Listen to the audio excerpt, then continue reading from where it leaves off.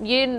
Pressure ایک طرح سے کریٹ تو ہوگا ڈیفینیٹلی اگر یہ خصوصی تشویش کا ملک قرار دینے کی جو سفارش کی گئی ہے، لیکن آپ کس حد تک ایک تو ڈیولپمنٹ دیکھ رہے ہیں اس معاملے میں، اور دوسرا یہ کہ ہیومن رائٹس جو کمیشن ہے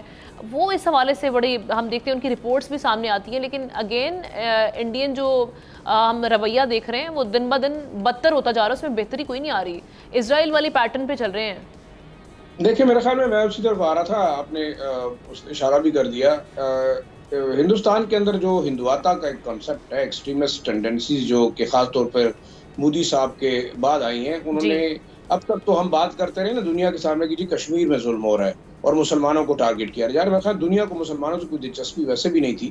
اور اب اگر ہم دیکھیں وہاں پہ جیسے 200 سے زیادہ گرجا گھر جلائے گئے، آپ کا جو دوسرا جو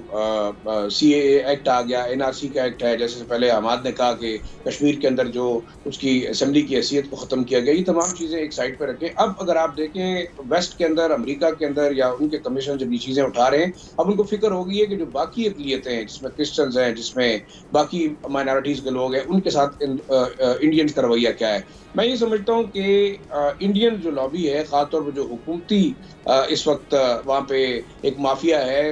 مودی سرکار کی شکل میں، وہ بہت زیادہ انفلوئنسڈ ہے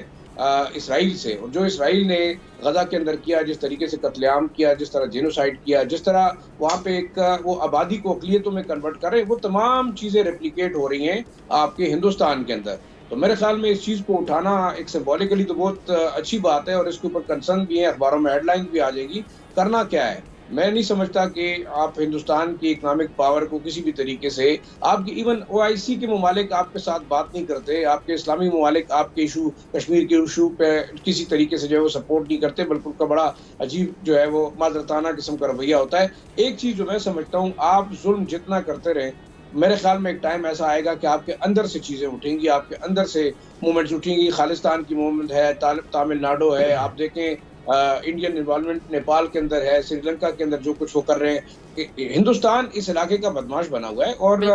ظاہری بات ہے وہ اکنامک پاور ہے، درجن بھر انسرجنسیز ہیں وہاں پہ۔ ہم تو ویسے ہی خوش ہوتے رہتے ہیں کہ ہندوستان کو یہ کہہ دیا وہ کہہ دیا، مجھے یہ بتائیں ہم کیوں خوش ہو رہے ہیں؟ اگر ہندوستان کے حوالے سے کنسرن شو کیا تو ہم اپنے آپ کو دیکھیں، ہم کیا کر سکتے ہیں، ہماری حیثیت کیا ہے۔ جیسے کہ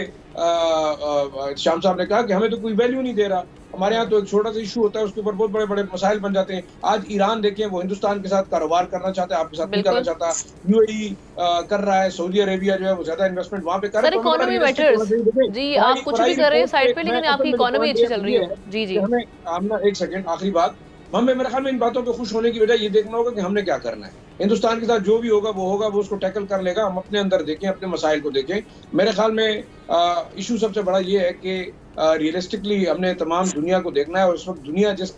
طریقے سے ظلم کر رہی ہے، ایک خاص طریقے سے under the U N charter کر رہی ہے، under the U S charter کر رہی ہے۔ میں نہیں سمجھتا کہ یہ دنیا ایسی ہے جس کے اندر آپ جو ہے بڑا آسانی سے کہہ سکتے ہیں کہ کسی بھی حقوق کا جو ہے تحفظ ہو سکتا ہے، اور ہندوستان یہ کرتا رہے گا۔ میں نہیں سمجھتا کہ اس کنسرن سے اور ان کی قرارداد سے کوئی فرق پڑے گا، یہ صرف ایک لپ سروس ہے اور ہیڈ لائنز کے لیے کافی ہے۔